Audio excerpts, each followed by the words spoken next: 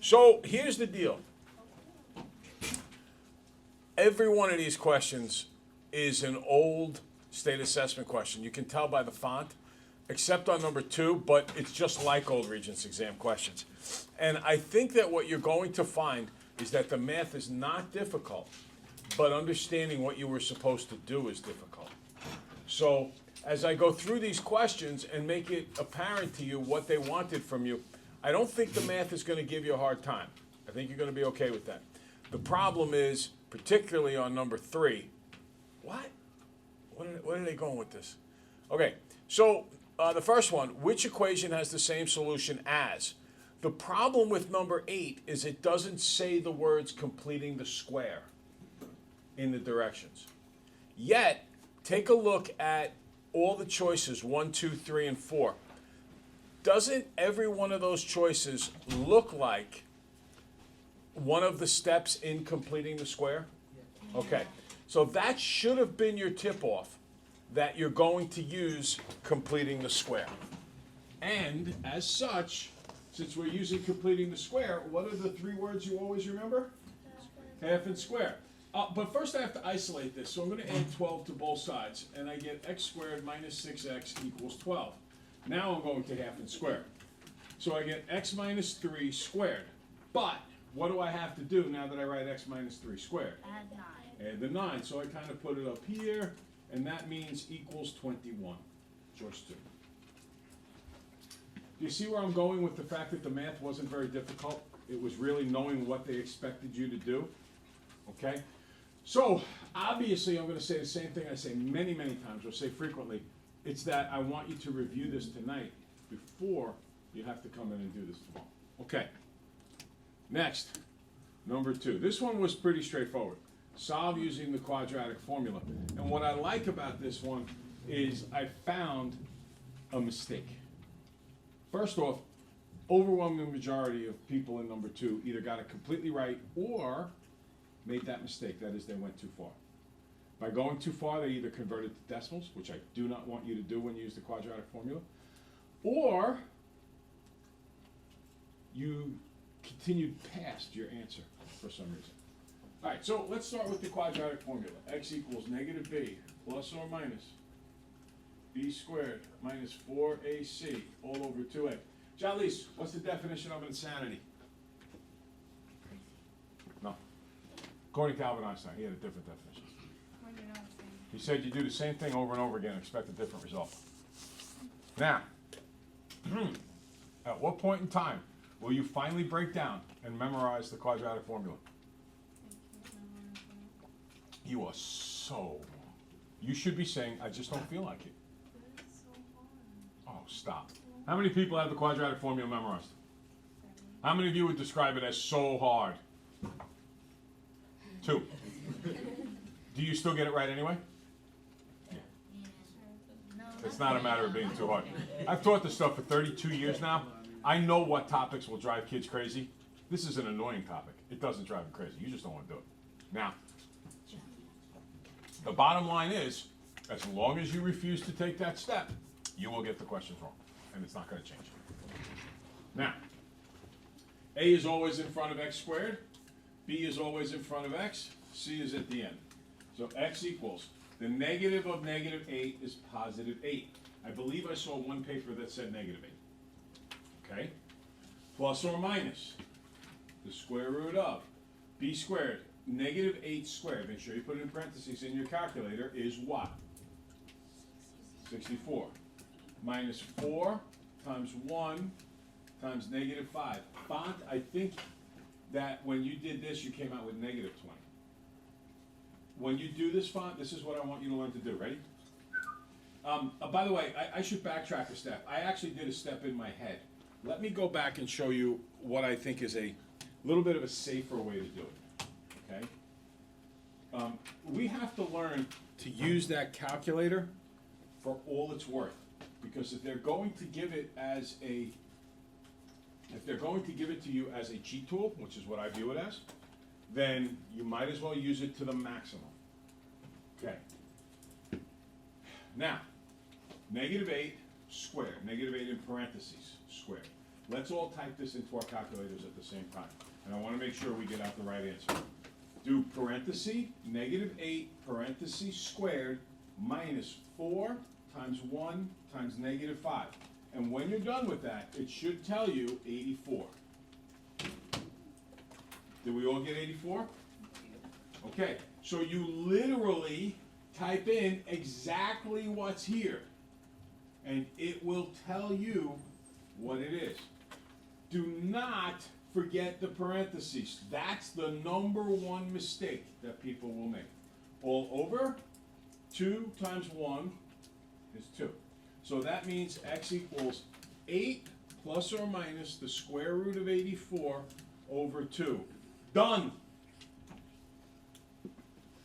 Now tomorrow that's going to change, because we're going to learn how to reduce the square root of 84 tomorrow. But for now, that's it. We're done. We cannot go any further. And we will never convert this to a decimal. Well, I don't want to say never. We will rarely convert this to a decimal. Okay? So that's your answer. You are done. Several people went too far. The other mistake I saw, I want you to notice something. Please, please, please look. There were several people who lost 2 points on this question. And that's because I want them to remember this. This line must go all the way across. In the formula, the line goes all the way across. You can't stop the line here, because then the 2 doesn't get divided into the 8. The 2 is supposed to be divided into both parts. That's why that line has to go all the way through. Okay? So for those people, let's not mess that up. Okay. All right. So when I gave this quiz, this is what I expected. I am continually wrong, constantly. I thought number 1, most kids would get it right. Let's see if I was right about that. How many people got number 1 right? We didn't get most. We got about half. I thought number 2 would be easy. Most kids either got it right or went too far, which is okay. We pull it back. I thought number 3, you guys would get clobbered. I thought you would get completely crushed on number 3. And I was shocked at how much better you did than I expected you to do. And even if you made some algebra mistakes, you started it in the right direction. So let's work this out. It says express it as, and here's where we're going to go. Remember I started talking to you last week about circling keywords as a what? Trinomial. So trinomial means 3 parts. Something squared, something x, something at the end is a typical trinomial. So let's start doing some algebra. I'm going to double distribute 3. Oh, and by the way, wasn't it awkward when you tried to double distribute this? Yeah. Oh, really? Oh, it was very awkward because they put the x at the end, and things weren't where they belonged. And that's why we put the x in the beginning all the time. We call that standard polynomial order because it's just normal for us. And when we start tinkering with the order, it makes it uncomfortable. Not that you can't do it, it just makes it uncomfortable. 3x times 3 is 9x. 3x times negative x is negative 3x squared. Negative 1 times x times 3 is negative 3. Negative 1 times x is plus x. Plus 4x squared plus 19. Now combine like terms. Negative 3x squared, 4x squared is 1x squared. 9x's and 1x is 10x. And negative 3 and 19 is plus 16. So m of x equals this. Okay, and here's my trinomial. Okay? I really did expect you guys to have a hard time with that, and you did much better than I thought you would. Then it says solve for x when m of x is 0. So I'm just going to cross out m of x and put a 0. I substituted. M of x is 0. Put a 0 there. Now I'm left with a very typical quadratic equation that we've been working on for some time now. 0 equals x plus 8 times x plus 2. Remember the AM technique. If for some reason your brain is not firing on all cylinders and you're forgetting what multiplies out to 16, adds up to 10, y equals 16, the last number, divided by x. Look in the table. Maybe it's the guy on the left.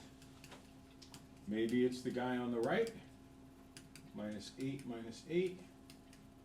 X equals negative 8 minus 2 minus 2. X equals negative 2. So those are my answers, negative 8 and negative 2. There's 25 points for each one, with 2 points off if you didn't draw the line all the way through. Okay, are we good? So do you agree with my assessment that the hardest part was knowing what to do? Right? Once you have an idea what to do in a sense of direction, you should be in good shape. I do have one question though.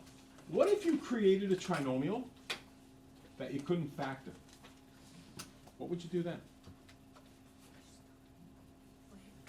What if you did this, you worked it all out, you came out with a trinomial, and then you looked at it and said, I can't factor that trinomial? You might not have to. No. Can you times it by 2? It's still gonna be unfactorable. It's a good try, but you, Times by 4? go ahead. You could do like quadratic formula. Right. Square. That's right, you could complete the square or quadratic formula. So if you get one of these and you say, I can't factor it, hint, hint, hint, I wouldn't be bringing it up if it wasn't likely to happen at some point in the future, then just go quadratic formula or go completing the square. Make sense? Okay. Now, let's go to today's lesson. And we continue with our work about graphs and so on and so forth. So, you know, sometimes kids come up to me and they go, I immediately get confused when I see this. All this means is, what letter is X? X stands for the domain or range? Domain.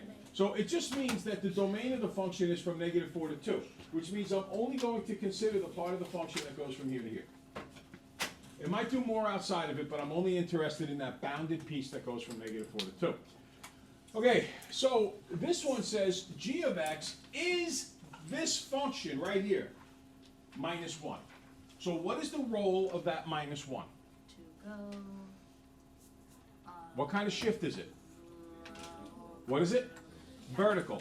How am I going to move? Down 1. Every point moves down 1. Now, I just want you to notice that these are by 0.5s. So to go down 1 is actually going down 2 places. Okay? So I find all the important points, and I go down 1 place for all the important points. Oh, this is tough to do.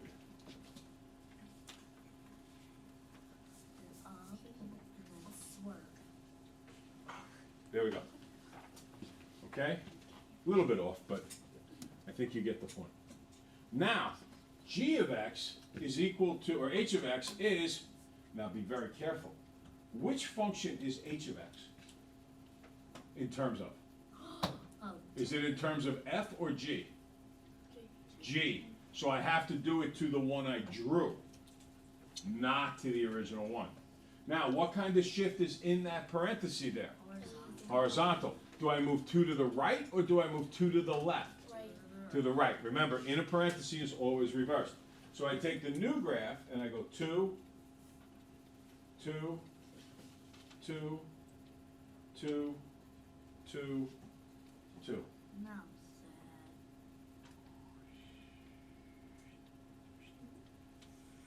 There we go.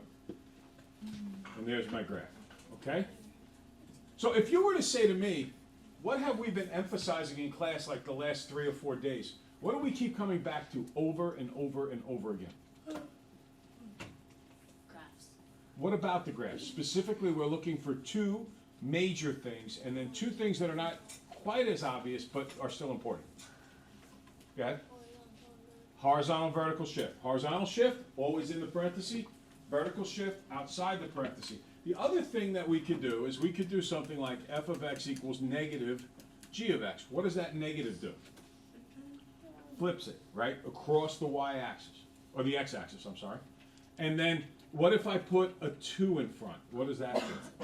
Condenses it, right? If I put a 1/2 in front, makes it a little wider. Okay.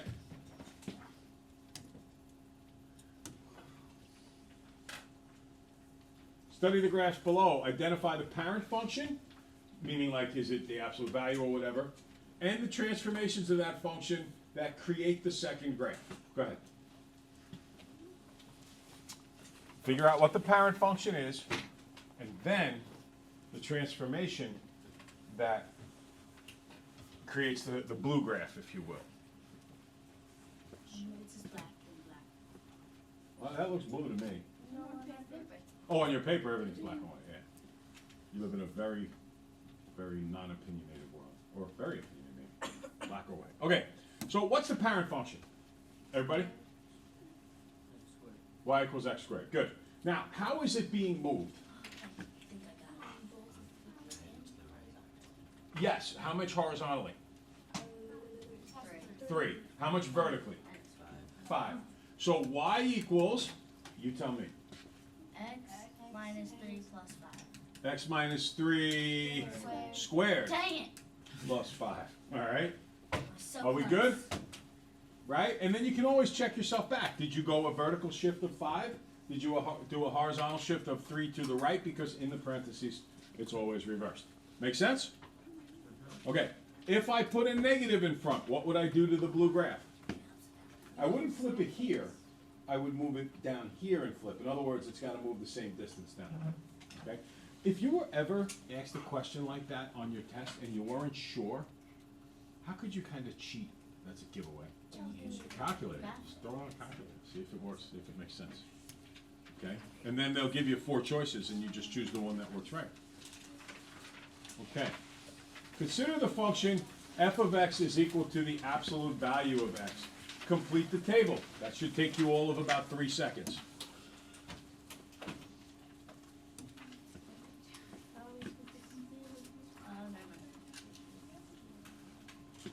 Okay. Absolute value, what do I get? 4, 2, 0, 2, 4. That's why it makes a V. Okay. So f of x is 4, 2, 0, 2, 4. G of x multiplies it by 3, h of x by 2, j of x by 0.5, and k of x by -2. Make sure that you get the value first, then multiply by -2. Fill out the table.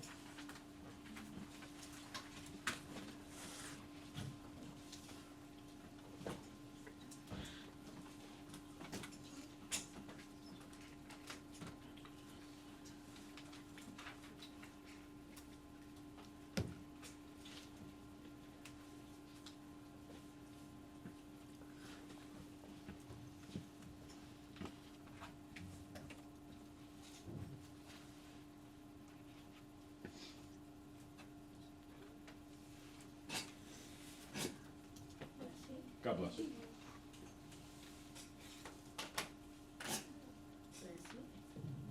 I wasn't sure if that was a sneeze or if you moved your chair. I thought you moved your chair too. Part of the sneeze sound. Okay, I'll write the answers in. I think you'll get the same. 12, 6, 0, 6. 12,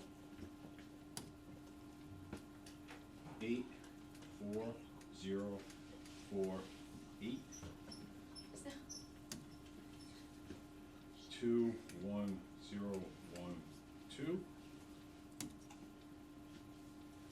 -8, -4, 0, -4, -8. Okay, so talk to me. How do you think the graph of g of x will compare to the graph of f of x? It'll be what? I don't think it'll be wider, I think it'll be more narrow. Get your calculators out, type in, this is f of x is equal to absolute x. So you remember how to get to absolute? I taught you that a couple days ago. Math, number.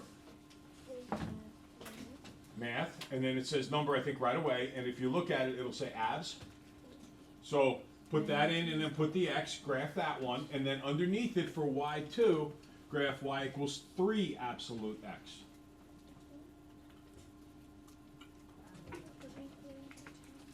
And what do you notice about those two graphs? Hmm?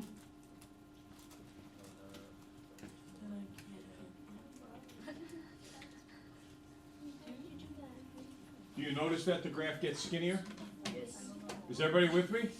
Did you graph it? What? You type in 3 math number abs x.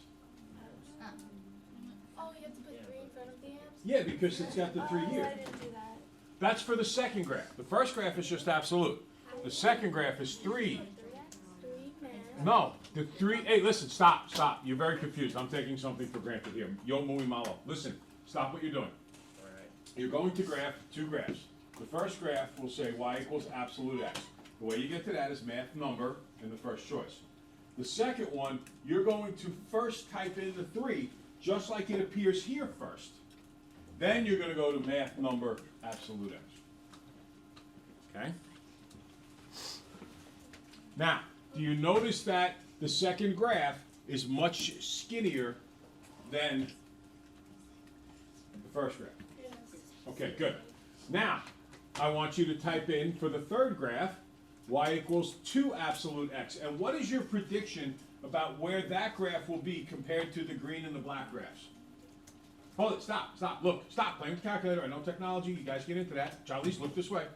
What is your prediction for where these red values for 2 absolute x, where do you think that will be graphed compared to the two prior graphs, the black one, the original one, and the green one? Everybody? In between, good, now graph it.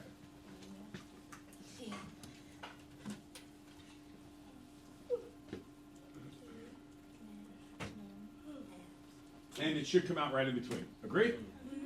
Nice. Now, what's your prediction for the next one? 0.5 f of x. Underneath the, specifically, all of them, but specifically the black one. Okay, so graph 0.5 math number abs x. And your graph should look like that. Wait, Agree? how do I do that? Creating quite the design for Miss I Alba Casera. There we go. And last but not least, I want to do one. let's do -2 times absolute x. What are your predictions in terms of how this graph will come out? It's going to be flipped over the x-axis, and it will be as wide as which color above? Second one, the red one. Good. Can I just like make The higher red one. It looks like a fire. And you got that. Okay? Everybody good on those? Okay.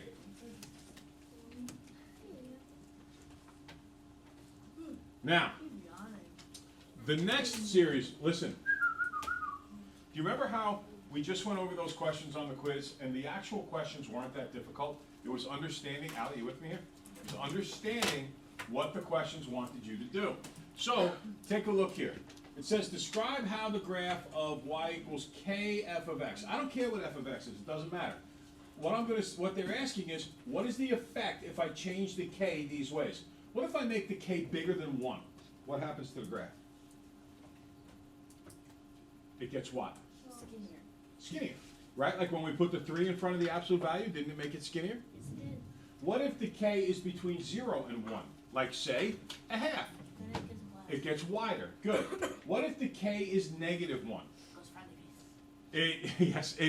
That's if it was a problem. It flips it over the x-axis. Agree? Okay. Well, then What if the k is between -1 and 0? Wait. It'd still be flipped and be nice and wide. And what about if it's less than -1? Then it goes. It'd be skinny and flipped. Okay, very good. I have to go on a -1 diet.